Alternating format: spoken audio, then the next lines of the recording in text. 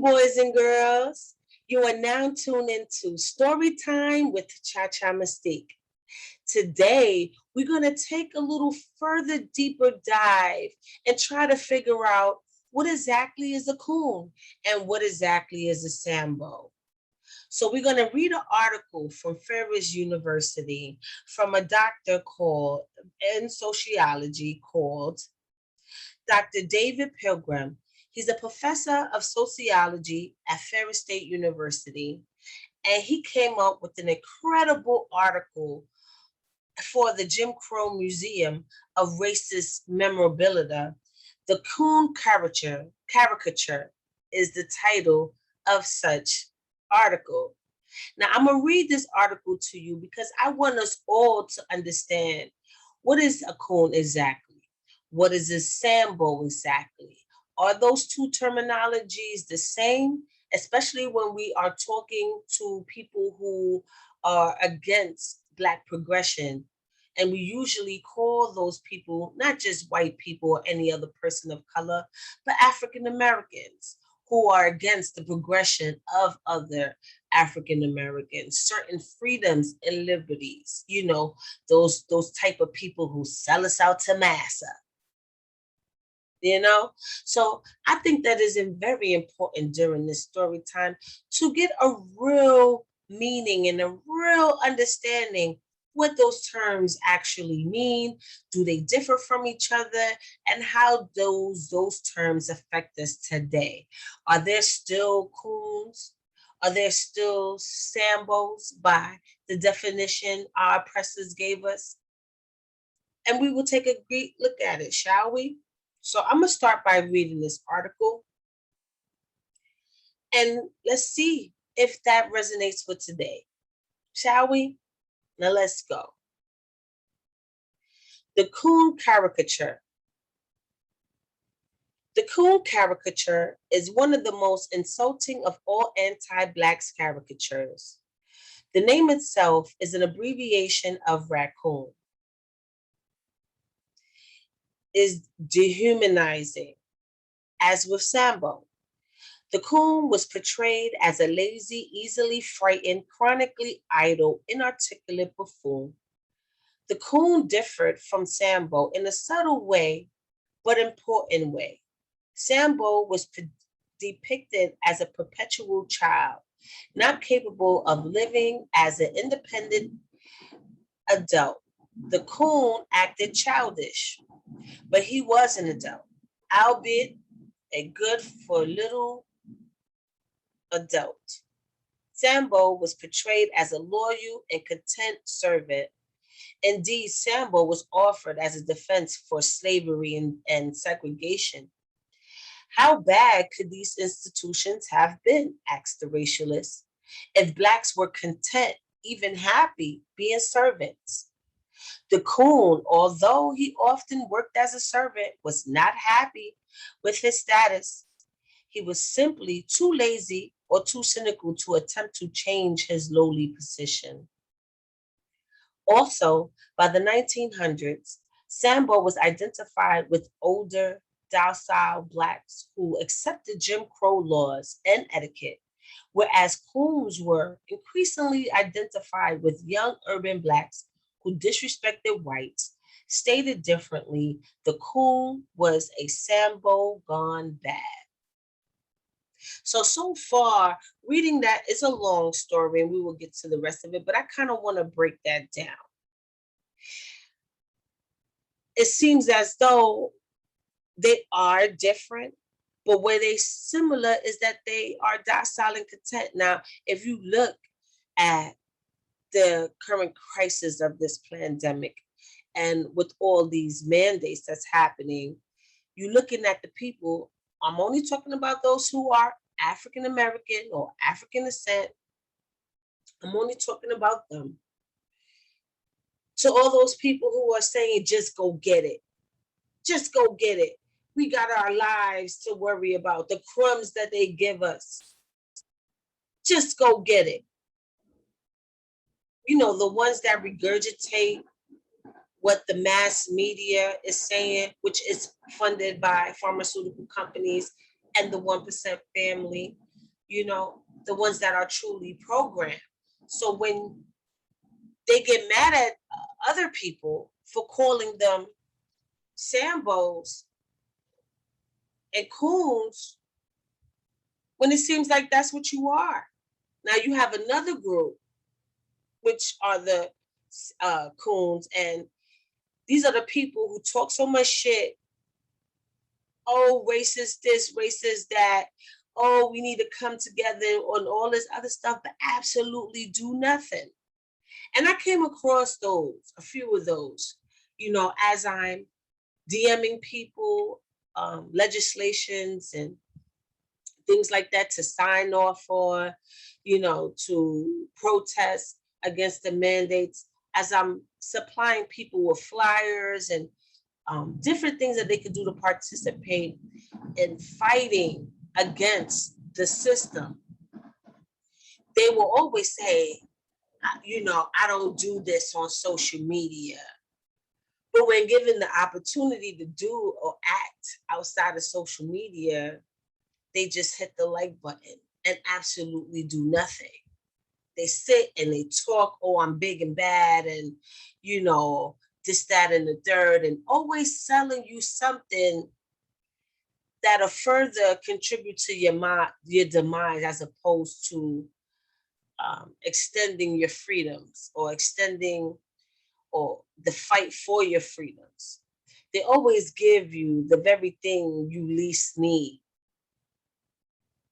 And the go along, get along game. They are content. So there is no difference. It's just one accepts it and leads the rest of the people to the slaughter. The other also accepts it, but talks too much shit and don't do nothing about it. They don't sign no petitions. They're not out there protesting. And even if they are protesting, it's just for likes and social media. They're not really lifting up their voices to sing out their cries of the social and economical and medical injustices that are happening today. That's what's happening. Let's move forward. The prototypical movie COON was Step and Fetch It, the slow-talking, slow-walking, self-demeaning nitwit. It took his character almost a minute to say, "Eyes be catching my feet now, boss." Donald Bogle, 1994, a cinema historian, lambasted the COON as played by Step and Fetch It and others. Before its death, the COON developed into the most blatantly degrading of all Black stereotypes. The pure COON emerged as non-account niggas, those unreliable, crazy, lazy, subhuman creatures, good for nothing more than eating watermelons, stealing chickens, shooting craps, or butchering the English language. So all you mumbling motherfuckers, the Ebonics, and I'm accused of that myself, but my mind ain't cool. Maybe the way I talk sometimes is because, you are a product of your environment at some aspect, but I don't mind me talking a few slang words when my mind is together, and my heart, the courage is together. Because it takes courage as well to fight for your freedoms and fight what you feel is going against your godly rights. Forget regular law rights that a man gave you. I'm talking about my God right. And I'm supposed to be able to roam this earth however.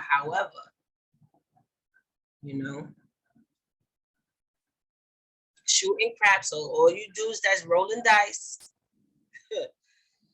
All you dudes that's rolling dice, stealing chickens, all you people, the scams, let me flip 500 into 2,000 type motherfuckers that's stealing chicken. Whether you want to say it literally or use that as figuratively, because people call money chicken, right?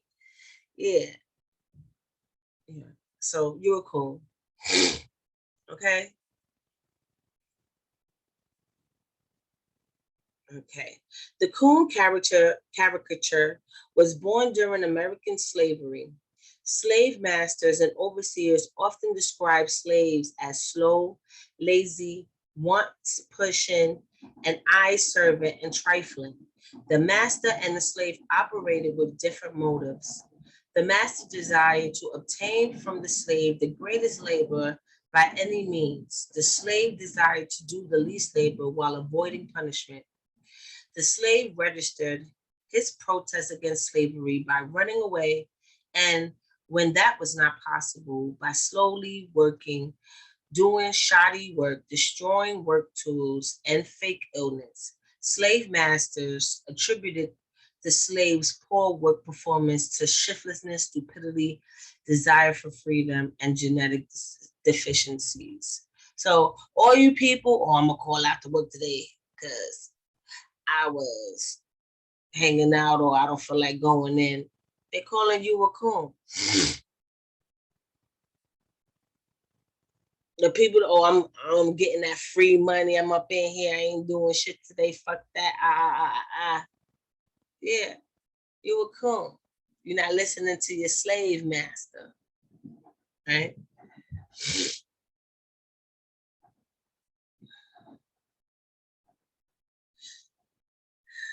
The amount of work done by a typical slave depended upon the demands of individual slaves owners and their ability to extract labor. Typically, slaves worked from dawn to dusk. They were sometimes granted leisure time on Saturday or Sunday evenings. However, this time was spent planting and harvesting their own gardens, washing clothes, cooking and cleaning. A slave owner wrote, I always give them half of a day each Saturday, and often the whole day, at which time the women do their household work, therefore they are never idle. See what I'm saying? So the Saturday, I can't wait till the weekend. You working Monday through Friday at the plantation. You be like, I'm at the plantation. Or I gotta work doubles and triples or whatever because your slave owner don't care what you gotta do. And Saturday and Sunday, early during the day, you do your wash your clothes, you do all that stuff, right? Don't that sound familiar? We still in those same habits to this day. Because you should be able to wash your clothes anytime during the week.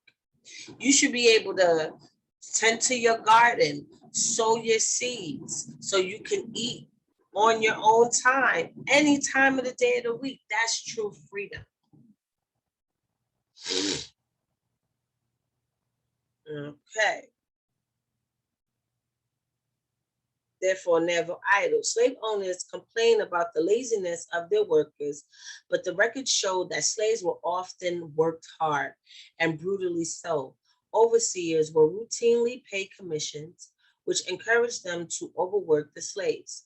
On the north, those are your managers, your supervisors, all that shit is your overseers. Okay. On a North Carolina plantation, an overseer claimed that he was a whole hog man, rain or shine, and boasted that the slaves had been worked like horses. He added, I'd rather be dead than be a nigger on one of these big plantations. After the closing of the African slave trade, the price of slaves went up, thereby causing some slave owners and their hired overseers to be more careful in their use of slaves. Yesterday's price is not today's price. Just saying.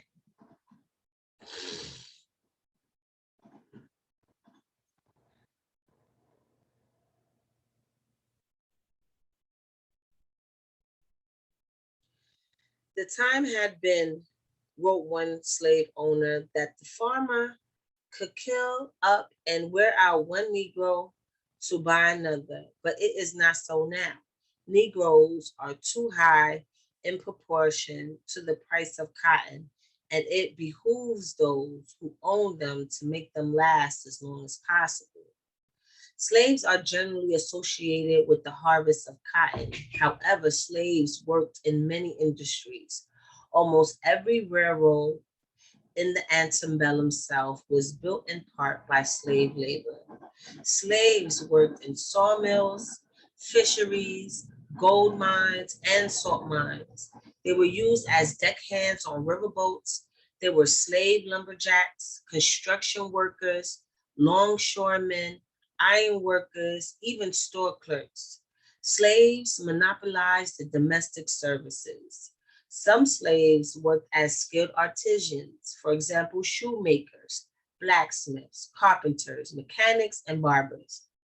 These artisans were generally treated better than the slaves in the cotton and tobacco field.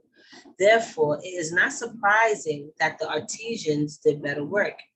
They included many ingenious mechanics, claimed a white colonial Georgian, and as far as they had the opportunity of being instructed, have discovered as good abilities as are usually found among white people of our colony. The supporters of slavery claimed that Blacks were a childlike people, unequipped for freedom. Pro-slavers acknowledged that some slave masters were cruel, but they argued that most were benevolent, kind-hearted capitalists who civilized and improved their docile Black words. From racial reconstruction to World War I, there was a national nostalgia for the good old darkies who loved their masters, and according to the pro-slavers, rejected or only reluctantly accepted emancipation, which a lot of y'all doing right now. This is our chance to be free, and you worrying about the wrong things. And not only that you worried about the wrong things, you mock those who are truly fighting for their freedoms. No matter how they're fighting on it, whether they're on the front line or if they're using their platforms to promote the word and show that they are courageous. Not you, Negroes, not you, Sambos, not you, COONs. The ones who are brave enough and motivated enough, courageous enough to seek out their independence and fight for what's right. Even in the smallest manner, you mock and you tell them, just go get the thing. Just go come back on a plantation. Just take what massa is giving you and shut up. That's what you're saying. It's not about difference of opinion. It's not about you like apples more than oranges and I like oranges more than apples and we having a soft debate about which one is better. It's not the same thing. And what you guys are doing are a hell of a lot dangerous. Because you don't really care for the true liberation of your people. You just like to talk when it inconveniences you. You make your little complaints in the barbershops or online, not realizing the damages you cause by co-signing what they do. Then that's the message that I'm trying to tell you. That's why we call you a COON and a SAMBO. So now you know. All right. Okay. During slavery, old darkies who loved their masters and according to the pro-slavers rejected or only reluctantly accepted emancipation. In this context, the conceptualization of the COON was revised.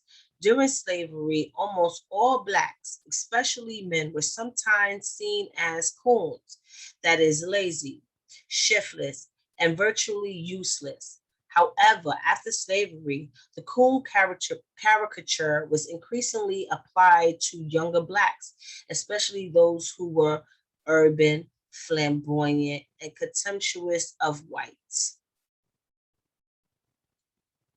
Universally, they, white Southerners, would tell you that while the old time Negroes were industrious, saving, and when not misled, well behaved, kindly, respectful, and self respecting, and while the remnant of them who remain still retain generally these characteristics, the new issue, for the most part, are lazy, thriftless, intemperate, insolent, dishonest, and without the most rudimentary elements of morality. Universally, they report a general depravity and retrogression of the Negroes at large in sections in which they are left to themselves, closely resembling a reversion to barbarism. At the beginning of the 1900s, many whites supported the implementation of Jim Crow laws and etiquette. They believed that blacks were genetically therefore permanently inferior to whites. Black Blacks were, they argue, hedonistic children, irresponsible and left to their own plans, destined for idleness or worse. It was not uncommon for whites to distinguish between niggers, coons and bucks, and Negroes, Toms, Sambos, and Mammies. And they preferred the latter. So there is a difference to niggers and Negroes. The Negroes were the well-behaved slaves, the ones who, yes, ma'am, no, ma'am. And the niggers were the ones who was like, fuck this shit. I'm not working doing shit for you. Period. Now, the one thing I do disagree on with this whole thing is as far as like being idle and stuff like that, because a lot of those revolutions and stuff like that, that's not idle work. And then when you monopolize the job system and land and certain things like that, where during Reconstruction, they left a lot of Black workers out of the market, which came in the immigrants, to be provided as buffers between skilled laborers and people who really wanted to work on their own. So, yeah.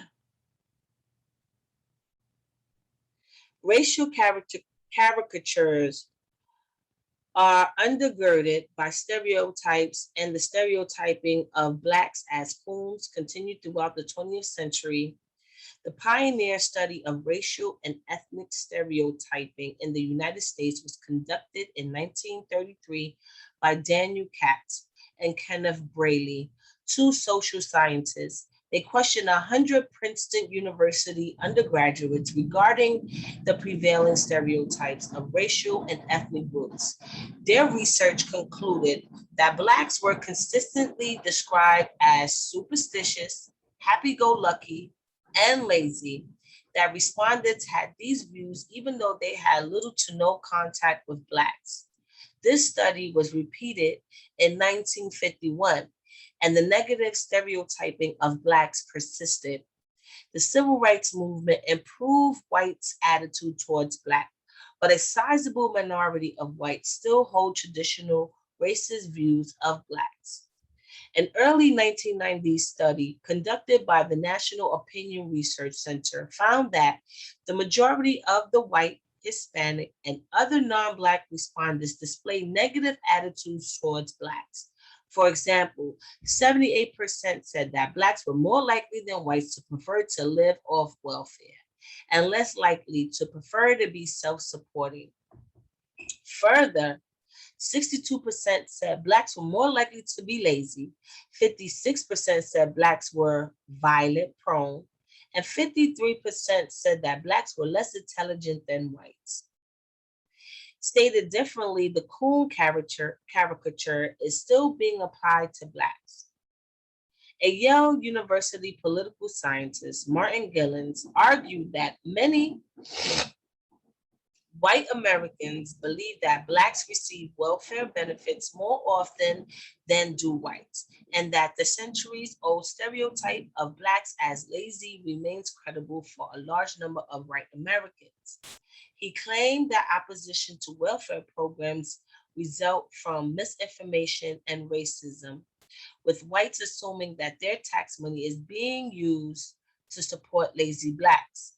Gillen's blame, in part, the media. Pictures of poor blacks are abundant when poverty coverage is most negative, while pictures of non-blacks dominate the more sympathetic coverage. The coon caricature was one of the stock characters among minstrel performers. Minstrel show audience laughed at the slow talking fool who avoided work and all adult responsibilities. This transformed the coon into a comic figure, a source of bitter and vulgar comic relief. He was sometimes renamed Zip Coon or Urban Coon if the minstrel skit had an antebellum setting. The coon was portrayed as a free black. If the skit setting post-dated slavery, he was portrayed as an urban black. He remained lazy and good for little, but the minstrel shows depicted him as a gaudy dress dandy who puts on airs, unlike Mammy and Sambo. Coon did not know his place. He thought he was as smart as white people. However, his frequent malapropisms and distorted logic suggest that his attempt to compete intellectually with whites was pathetic. His use of bastardized English delighted white audiences and reaffirmed the then commonly held beliefs that blacks were inherently less intelligent. The minstrel coon's goal was leisure, and his leisure was spent strutting, styling, fighting, avoiding real work, eating watermelons, and making a fool of himself. He, if he was married, his wife dominated him.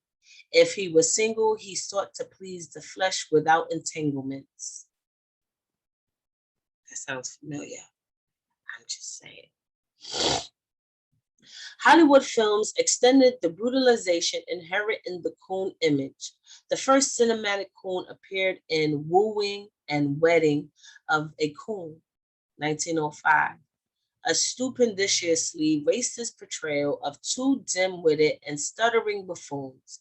Several notable slapsticks, coon shorts, were produced in 1910 through the 1911, including How Rastas Got His Turkey, He Stole It, and Chicken Thief. In the blackface comedy Coontown Suffragettes, a group of domineering mammies organized a movement to keep their good-for-nothing husbands at home. These early coons laid the foundation for the great movie Coons of the 1930s and 1940s. In the 1929 Fox film Hearts of Dixie, Chloe is married to Gummy, a languid, shiftless husband whose misery in his feet prevents him from being of any earthly good as far as work is concerned. Although once away from his wife's eye, he can shuffle with the tirelessness and lanky abandon of Jumping Jack. Chloe dies of swamp fever and Gummy remarries. The new wife is portrayed as a shrew because she tries to force Gummy to work. This movie was a comedy, and most of the humor centered around Gummy's attempts to avoid work and his coon dialogue. For example, I ain't asking you, is you ain't. I is asking you, is you is. The actor who played Gummy was Stephen Fetchit, the greatest coon actor of all time.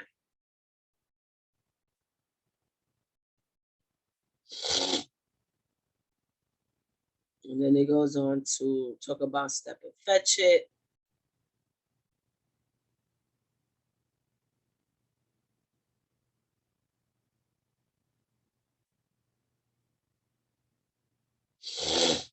And I just want to stop it right there. If you want to do more research on Stephen Fetchit, by all means, to figure out how his career started and how many movies he participated portraying those type of characters.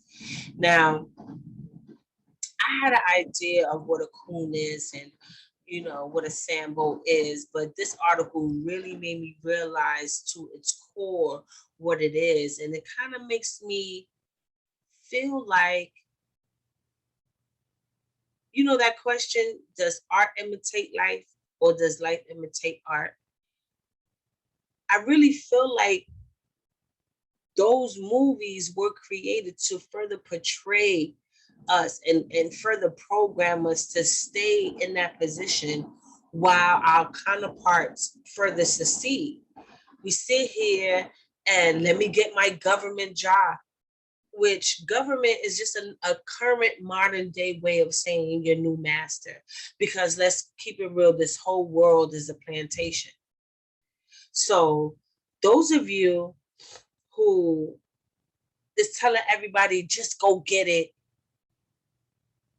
oh, I got this and I don't want no problems, you're the SAMBO, you're the mammies of the world. You are comfortable in these uniforms they give you in order to carry out the work they give you, as opposed to just breaking away from the system, period, and start providing for yourself.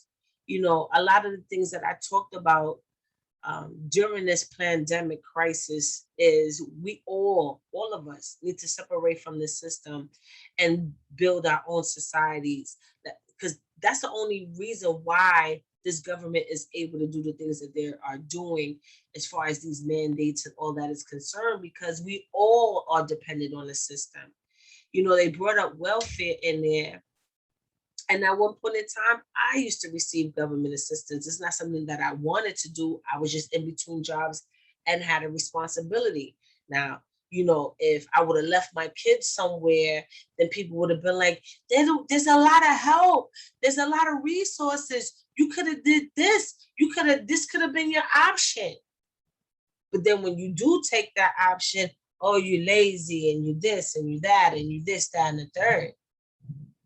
So, before I was able to get into my career and became an entrepreneur, there was a time where I was dependent on the system in that way. But what I'm coming to realize, we all depend on the system. It doesn't matter if you're wealthy or not, because it seems as though during these mandates, it's the most wealthiest that are most dependent on the system. And I guess those would be called your mammies and your SAMBOs. I really don't want to say Uncle Tom, because Uncle Tom was actually someone who tried to help end free slaves, and I need to find out why that name changed like that. I really need to find out why. Did it something that he did, or are we regurgitating our white masters? Did the white masters call him a sellout because one time he was a good slave and then he turned on them and started helping to free slaves, so they called him a sellout? What made him a sellout? So, I kind of want to dig deep and try to figure that out, but not to lose on the subject. So this is why it's not, this, I just wanted, the purpose of me doing this is because I'm starting to see that a lot. Like, when the topic of this crisis is concerned, and you got people calling SAMBOs, which is rightfully so. But see, the SAMBOs, they take that and they be like, well, what? Because I disagree with you? It's not about the disagreement in itself. It's about exactly what you're saying and what you're catering to. And you're not even seeing that you're doing it. You think you're being a good person when all you're doing is being a good Negro. All you're doing is being a good Negro. You're not being a good man. You're not being a good woman. You're being a good Negro. And not only are you being a good Negro, you are being the head nigga in charge, or the head negress in charge. I don't know how that name got switched up in urban, but I don't think that's a compliment for a Black person to say that, because the head nigger in charge was the one that was like Sam in Django movie, Samuel L. Jackson, his character, that's the head nigga in charge. He's the one who's snitching on everybody, beating on everybody, manipulating, blackmailing people, shit like that on the side of the master.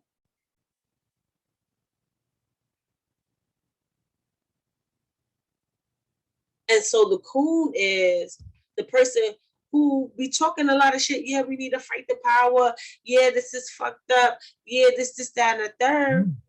But don't do nothing about it. Still live within that system. I'm not neither one of those things. The only thing that I could say that I probably do that in comparison to these people are I botch up the English language. That's what I do. But okay. But I do also understand that what it takes for us not to live like this on this worldwide plantation. I'm trying to fight so my people could realize we need to get up off this. And not necessarily the land itself, but as far as the society norms, all of that is concerned. You know, we got mad at Trump for telling LeBron James to shut up and dribble, all because they refused an invitation to the White House. Then they got into like some Twitter back and forth, and then Trump told them to shut up and dribble. Now, everybody was in the uproar. Everybody was mad at Trump for saying that. And then now, fast forward a year or two further, we're saying the same things to the people who are more courageous in speaking up and saying that something about this whole situation is wrong. And from other teammates on down to the regular mammies and the regular coons, we're telling them to shut up and dribble. Oh, they need to throw him off the team anyway. They need to do this anyway. So y'all some well-behaved Negroes. Y'all talk shit from time to time, but y'all rather be entertained, or y'all rather not rock the boat, or y'all rather live peacefully because y'all content with the crumbs that they give you. Nobody should be living like that. Everybody complain, oh, I got a double shift, triple shift, quadruple shift, this, that, and the third. I can't really be around my kids because I work so much. I can't be a wife like this because I work so much. I'm not in the home being a man of the house because I'm doing this, that, and the third. And you want to be doing the most for these other people when just imagine for 1 second, you put all that energy into doing something for you and truly, truly seeking out and having your independence. I mean, a lot of y'all buy Louis and all of that stuff, and then y'all take a break once they do something racist, but then y'all get right back on it. Now, the money that y'all using to spend to be label whores, because that's what it basically is, to co-sign these white masters. You work for one master and you give your money to another. I mean, that's straight pimp shit. But I digress. You're more interested in being labels. You're more interested in popping all these bottles and putting foam by your ears and buying jewelry and shit like that. But then you got to go back to the plantation. It doesn't matter how much chicken and watermelon you have. It doesn't matter. You're still a slave. It doesn't matter if you got $10,000 checks, $50,000 checks, $1 million homes. You're just a rich Negro. And it seems as though the richer the Negro is, the more dependent he is to the master. The more of a do-gooder he is, and all that stuff. That's why you don't have celebrities talking out. You have people who really don't have nothing to lose, or their sense of self or their identity is not based on the superficial workings of the society. They know better. So, I thought it was important for us to really take a look at What is a COON and what is a SAMBO? And with everything that I read, has anything changed really? I mean, we're doing everything they claim we are doing, from the way we walk, the way we talk, our reactions to the things that they put us through. I mean, that imposes the most important questions. Are you finished or are you done? When will this bondage, we're now currently mental bondage and medical bondage, end? When does it stop? When are you going to start working for you and providing for you? Because the people who are able to control the food supply control everything. So, and it leads me to this last question. Are you really independent? Are you really self-sufficient? If everything was to go down right now, how would you live? If the government be like, we're not importing no more food, the farms are closed, everything, what will you do?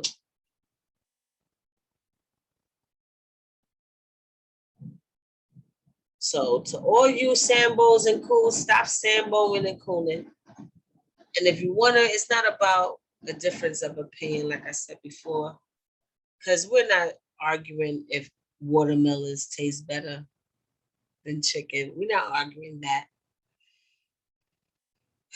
We're trying to get on the right side of freedom. And the more you comply, the more you argue with us, you're keeping us on this plantation when we trying so desperately to get out.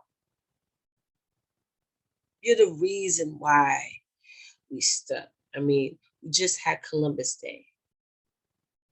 But if it wasn't for the Moor sailor who sailed those ships and guided Christopher Columbus to our territories, would we be even going through this in the first place? It's time to learn from our past, learn from our traitors, and put this shit to end once and for all. Now, I hope you guys enjoy story time with Cha Cha Mistake, and I'll see you later soon. Peace, love, and freedom.